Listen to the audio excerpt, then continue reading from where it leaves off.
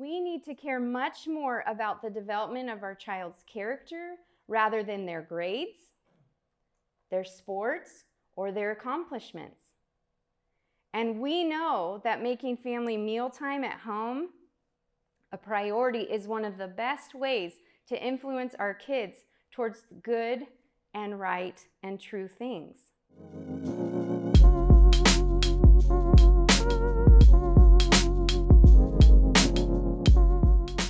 Well, thanks for being here. So in October of this last year, my husband and I got to go with a group on a trip to Israel. And being in the Holy Land, I just have to say, was an amazing experience. Here's our group. The food, the historical sites, the culture, the people, it was all amazing. And I'm not trying to make you all jealous, but I'm bringing this up for a reason. One night in particular on the trip had a huge impact on me and was an experience that I'll never forget. So our entire group of about 40 of us were invited into the home of a Jewish family that lived in Jerusalem for their Shabbat dinner. This meal is what starts off their 24-hour Sabbath. And the Sabbath is something that they do every single week from sundown on Friday to sundown on Saturday. So we got to enjoy delicious food, traditional foods. They taught us some Hebrew words so that we could sing songs with them.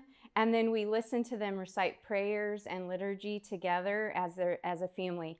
And I loved the experience so much. And so during part of the time, I just had to pull out my phone so I could show my kids, honestly, because I just wanted for them to see it. So this is a really bad video because it's just on my phone. But I just wanted to show you a little clip of one of the songs. Oops, sorry, more pictures. So there we were. Here we go.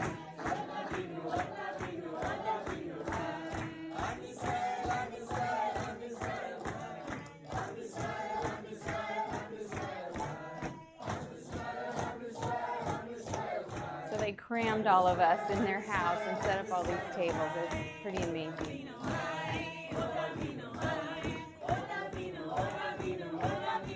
So that's the husband right there and one of their sons, and then the wife was right across from him there. So as we ate and participated with them, it was so sweet to see they had 5 kids and how they participated in every part of this Shabbat dinner. Their 4 boys were young, and right outside, right there was a sliding door. So they would eat some and go out and shoot some basketballs and come back in.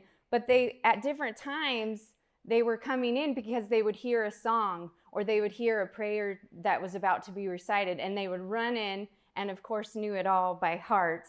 And at different times, the dad would bring each one in and place his hands on their head, and he would pray over them a blessing.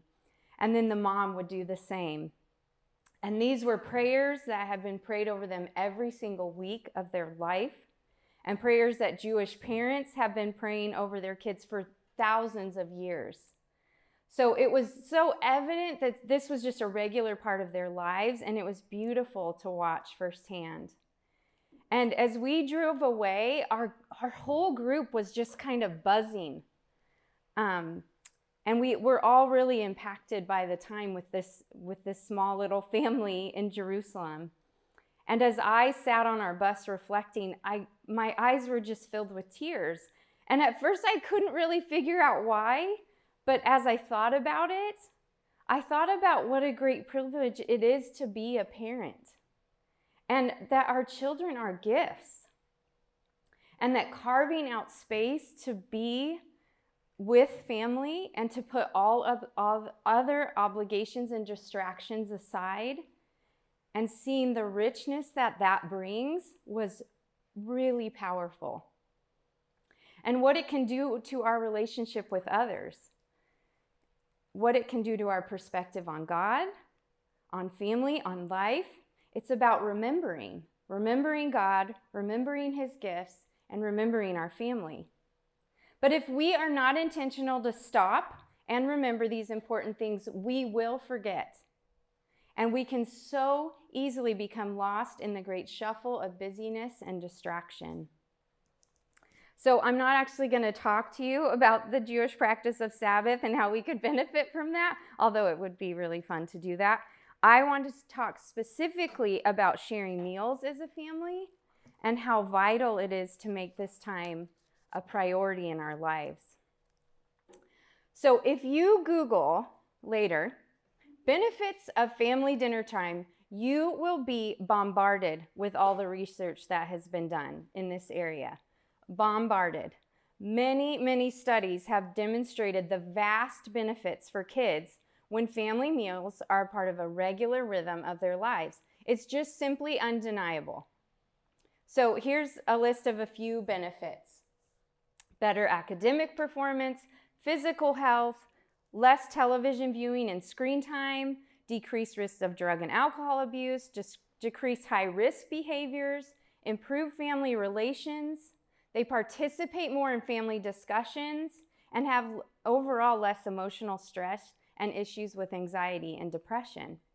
And the American College of Pediatrics summed up all of their data by saying making family time a priority from an early age can serve as a vaccine against many of the harms that come to children from a hurried lifestyle. So this is obviously just from a secular perspective, but the evidence is just undeniable. But so what's so magical about the dinner table? What's so magical about eating together? How does it inoculate our children from so many of the harms of the culture around us? Well, for one thing, I think it reminds us that we're human.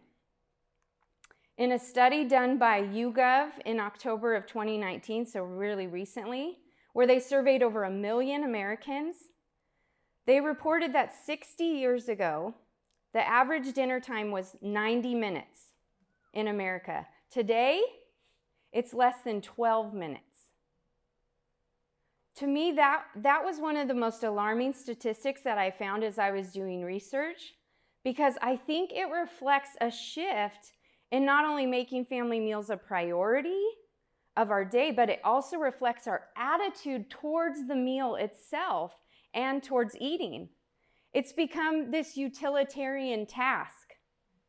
It acts as if we're just machines that we just need fuel. We just need to fill up our gas tank with fuel. And then once we're filled up, we move on to our next task. We are human beings. We need physical and emotional and spiritual nourishment. Our souls need connection and relationship with God and with others. In Deuteronomy 8, Moses reminds, as the Israelites are about to go into the promised land, he's reminding Israel of things. And one of the things he reminds them of is, although God provided manna in the desert, and now they're going to the promised land that is full of many rich blessings, he reminds us we do not live on bread alone. The mealtime is a sacred time because we remember our dependence on things like physical food and emotional food, connection, and God's a provider of all of these things. In his book, Science and the Savages, G.K. Chesterton puts our need of eating in a spiritual category as a sacred desire. He says, even our material desires are spiritual because we are human. The man's desire for a pork chop is literally as mystical and ethereal as his desire for heaven. Often dinner time is actually the most reliable way for our families to connect and to find out what's going on with each other. The family table gives us this place to come together and unwind from a busy day, to replenish ourselves with food and true connection, something that most likely has been lacking throughout our day and our kids' day, especially in this technological age.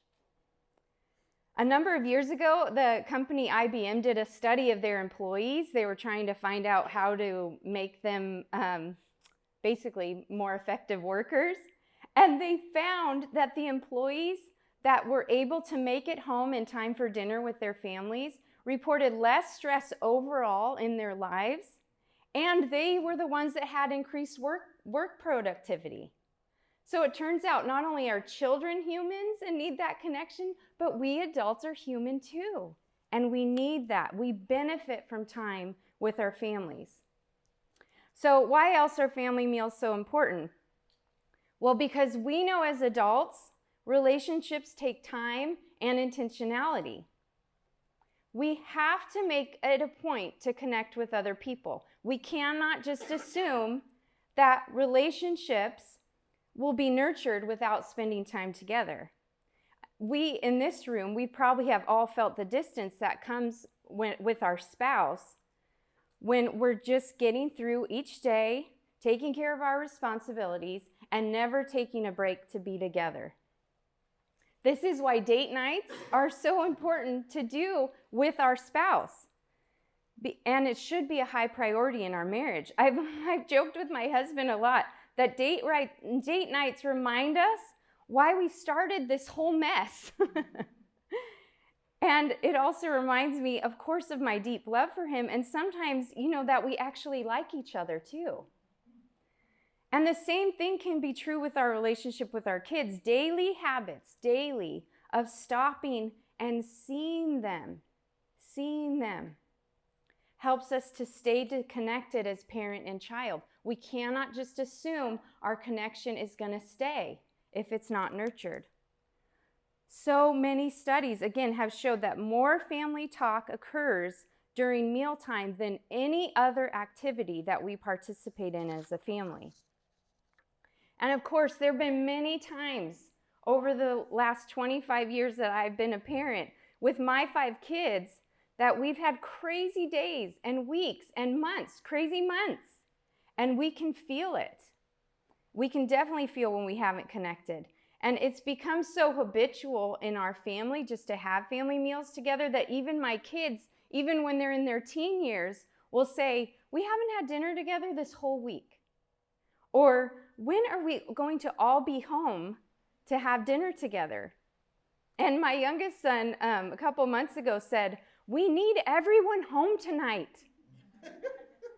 He was just feeling this disconnection, right? And that's how he articulates it. So it shows that we've built the habit in our family, and then our kids are missing the nourishment and the connection that comes with that.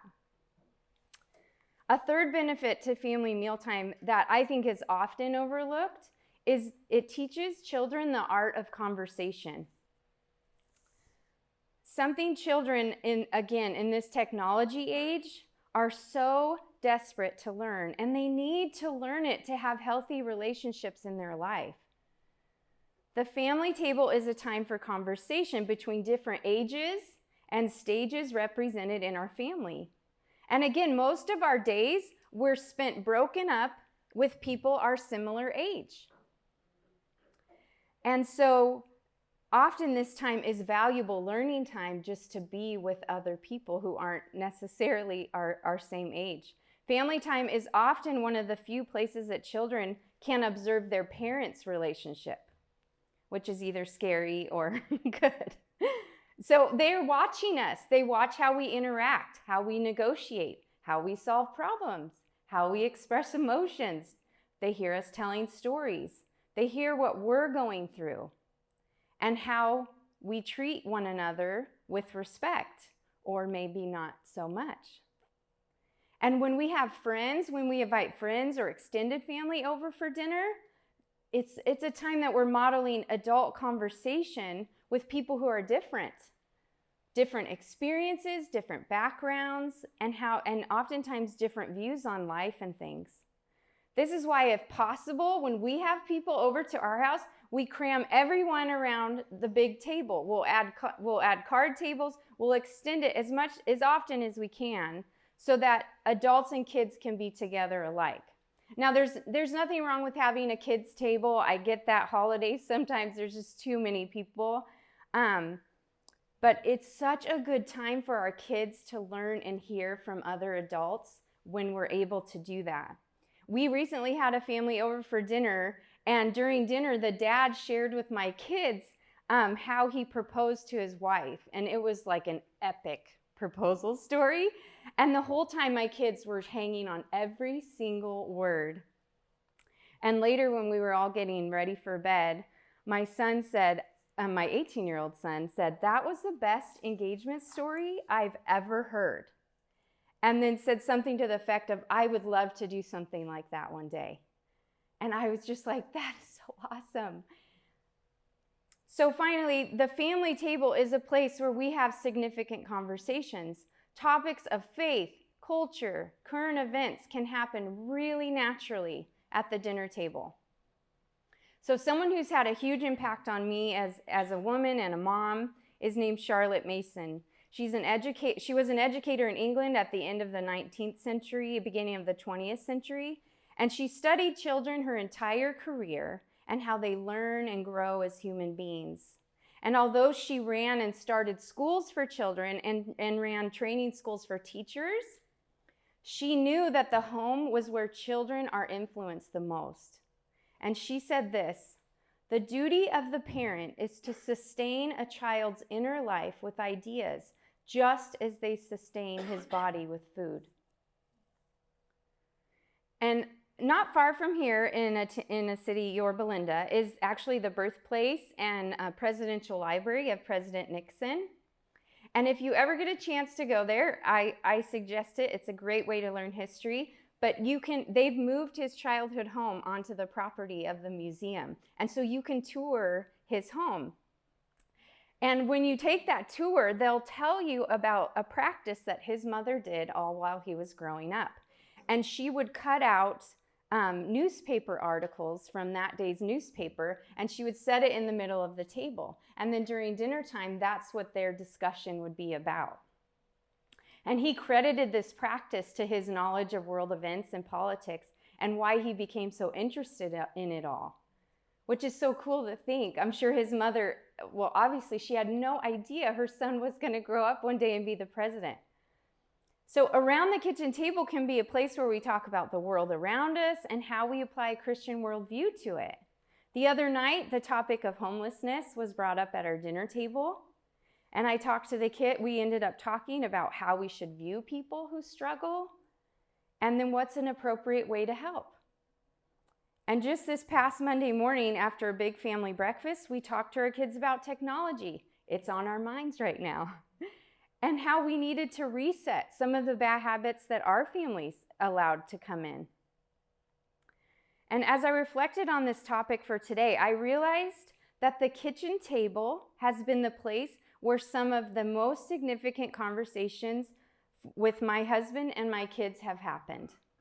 Where I've broken the news to them about sickness and death in our family. Where I've shared the joy that new babies are on the way. Where we have worked out countless disagreements and countless discipline issues. We've shed many tears around our kitchen table, and we've had even more laughs than I can remember. But our kitchen table has been the place where we come to gather. In President Reagan's farewell address in 1989, he had a line in that farewell address that's become famous. And he said, "All great change in America begins at the dinner table." Because he understood that so much about who we are is formed in our home, especially around that sacred dinner table. So benefits are clear. How on earth do we make this happen? So I think in one way, we just prioritize it. Again, a quote from Charlotte Mason. She says, "No pains should be spared to make the hours of meeting around the family table the brightest hours of the day." To make something happen, we just have to plan it. This is something that my husband and I actually had to learn the hard way. After a difficult first year of marriage, our first year of marriage was really difficult, we realized that so much of our conflict was around communicating schedule and finances. Surprise, surprise, right? So we started the habit way back then of sitting down once a week to go over calendar and money. And it was a game changer in our marriage. We looked through the week ahead, made sure we were prioritizing important things such as date nights, time at home with the kids, extra activities, how to navigate those, and how to work together, basically, and divide those up. And not only did this help us to start to work together on family things, it made us so much more aware of how we were spending our time and our money, especially to, look back on the week that had just passed and then to look ahead. Because there's all kinds of outside pressures that pull at our time and our kids' time, especially as our kids get older. So school, homework, sports, dance, gymnastics, theater, karate, music, getting a job, just to name a few.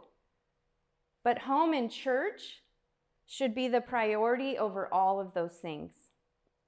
And as parents, we need to have wisdom in what we allow our kids, and therefore us, to be involved in. We need to decide what they're involved in and when we have to put up boundaries. So the second thing I think leads from that is that we need to cut back on commitments. Most of us are overscheduled and overcommitted. If we look at our calendars and we cannot find time for family meals, that is a sign that our lives are disordered. One of the things that we want to instill in our children is properly ordered lives. So what's a properly ordered life? Well, as a Christian, it's God, it's family, and in family, I would include immediate family, extended family, church family, community, probably in that order. After family, work and education. And then after that, hobbies, entertainment, extra commitments. So as Christian parents, we really need to resist the urge to have fear when it comes to our children's futures. Fear can cause us to really make some unwise decision when it comes to what we are involved in as parents. I know parents that have their kids in so many activities that all of their weeknight dinners are eaten in the car, going from one place to the next. And I don't fault those parents, because I know what they think they're doing is for their kids' good, but I think they believed the lie that if we don't figure out what our kids are gifted in by the time they get out of the single-digit ages, that they might be messed up or somehow held back from future successes that may be in store. Or maybe they think if their kids are just at home, quote unquote, being bored, that's a bad thing, and so we have to keep our kids busy. Now, sometimes our commitments actually help us towards our goals with children. So I'm not at all, please don't hear me saying that outside commitments are all bad. Sports and many extracurricular activities can reinforce the values we're trying to instill in our kids, like hard work, courage, commitment to others, perseverance. So not all extra things are inherently bad, and some are huge blessing. Our family participates in, I could have a big list of the different activities that we have participated or currently are participating in. So I know the struggle. And our kids have done club sports and school sports and even college athletics. So I'm familiar with the pressure that comes from being involved in these things. But again, as Christian parents, we need to care much more about the development of our child's character rather than their grades, their sports, or their accomplishments. And we know that making family mealtime at home a priority is one of the best ways to influence our kids towards good and right and true things. As we commit to things, we should hold the line on what we're willing to sacrifice in order to have our kids participate. So, for example, being involved in youth group has reinforced the values that my husband and I are trying to instill in our kids. It's worth making that a priority, even over school and over sports. When my oldest daughter started high school and she was on the varsity basketball team, and it was a new team, obviously new school. And one of their practices was Wednesday night, and it conflicted with youth group. So I told her, well, you're going to need to go talk to your coach and just let him know that you need to leave the gym by 6:45 because you have to be to church by 7. And so she reluctantly did that. And so the coach told her, well, okay, but if you do that, you might not start. And she's like, yeah, I know, but I don't think my mom's going to budge on it. And he was like, okay, well, you just need to tell her that you might not start in the game. But of course, Lexi already knew if she came home for that information, it wouldn't faze me at all. Because I would rather her be at youth group and sit on the bench a little longer than to give up on that commitment. Because what am I communicating to Lexi when I tell her, go tell your coach, this is more important? I'm teaching her, this is more important. So it sounded so crazy to her coach, and she warned him not to try to talk to me about it. And he did actually talk to me about it, but it obviously didn't go too far. But mostly because we knew that Lexi's life was not going to be basketball. We knew that her life was going to have a lot more to do with other things than basketball or whatever sport she was in at the time, or fill in the blank on the activity.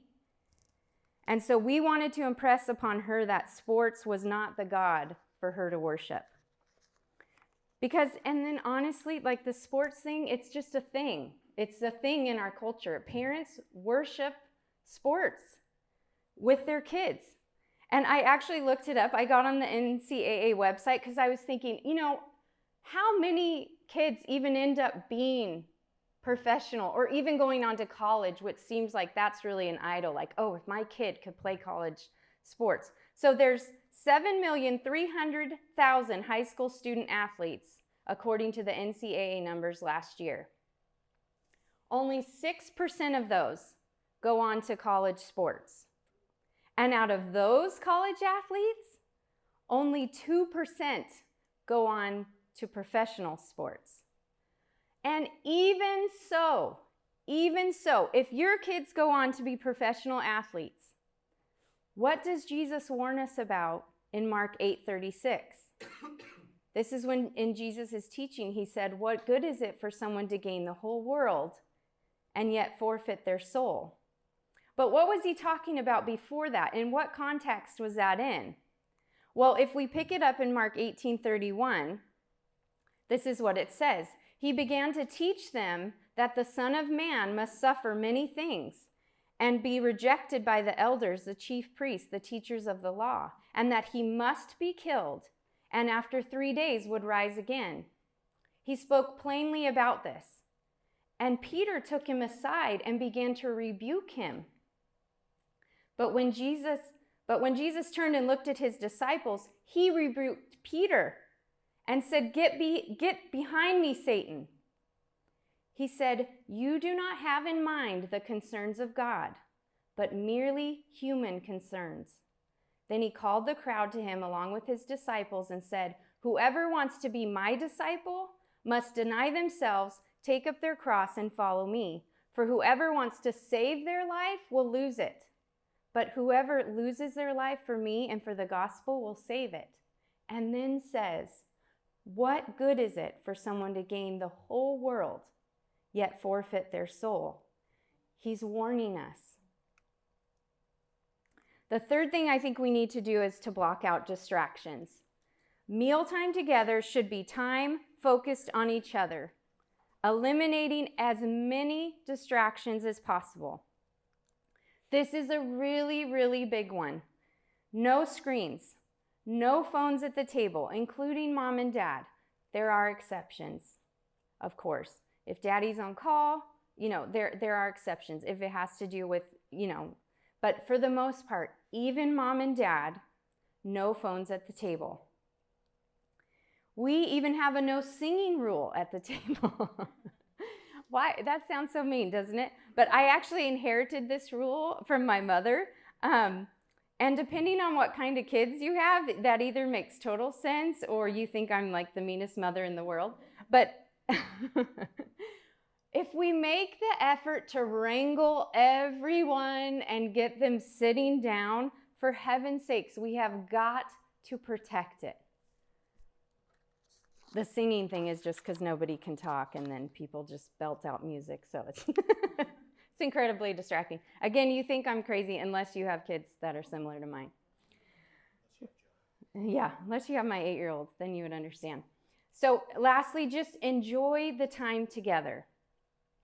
When we come to the table, it should be with anticipation just to hear from our families, from our family members, and just to remember each other. Again, why did we do this mess? You know, as I say to my husband, why did we start this crazy life? We don't need to have an agenda other than just to be together. And then once the habit is created, most of the time you'll have no problem keeping conversation going with your kids.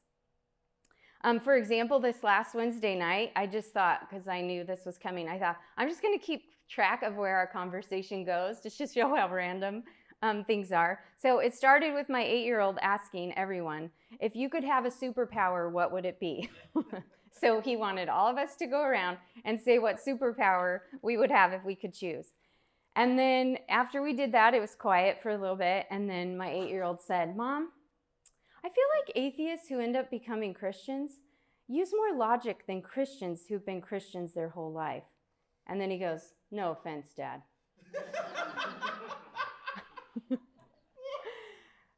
I mean, just random, right? I don't even know what made him think of that. And then it led to conversations about, okay, what is our schedule this weekend? We talked about a tournament that my kids are in the following weekend. I said, okay, while we're all sitting here, we need to talk about cleaning the house. The trash cans are full. So it was just kind of like, okay, we're all here. Let's touch base. And I mean, the conversations go anywhere, right? But it's so good to be all together and just connecting. But if you do need help, if this hasn't just been a habit, or maybe you need help in spurring conversations, you can do what Jonah did and ask a question that everybody at the table has to answer. I know there's some families that when they sit down for dinner, everyone has to share their high and their low of the day. That's a good habit to get and can spark conversation just from that. I have a friend who writes spark questions, and she has a jar that she keeps them in, and especially when they have people over for dinner, and so you pull out a question and everyone at the table has to answer it, like, what are you most afraid of? What superpower do you want to be, like Jonah said? If money were no object, where would you want to travel to? If you could be anyone else in the world, who would it be? My 8-year-old came up with that one. If you could be any animal, what would it be? My daughter Ella at Thanksgiving wanted to do a jar of questions, and she wrote them all out herself, and then she made sure that we passed around the jar and we all had to answer the questions. And it was such a fun activity to do. So just make time for listening and sharing with one another. So if you're feeling overwhelmed because this hasn't been a habit, maybe, just take a first step. Start by doing a family meal maybe once a week. Block it out. And don't aim for perfection because that's not actually possible anyway. Just aim to grow. Set an achievable goal that you can commit to, and then do it. We get to control our homes. We get to control the culture of our homes and the habits of our homes. And we should not forfeit that to anyone or anything. And so if it hasn't been a habit, here's another great Charlotte Mason quote. Habit is driven out by habit. So if you have a bad habit, no problem. You can drive that bad habit out with a good habit.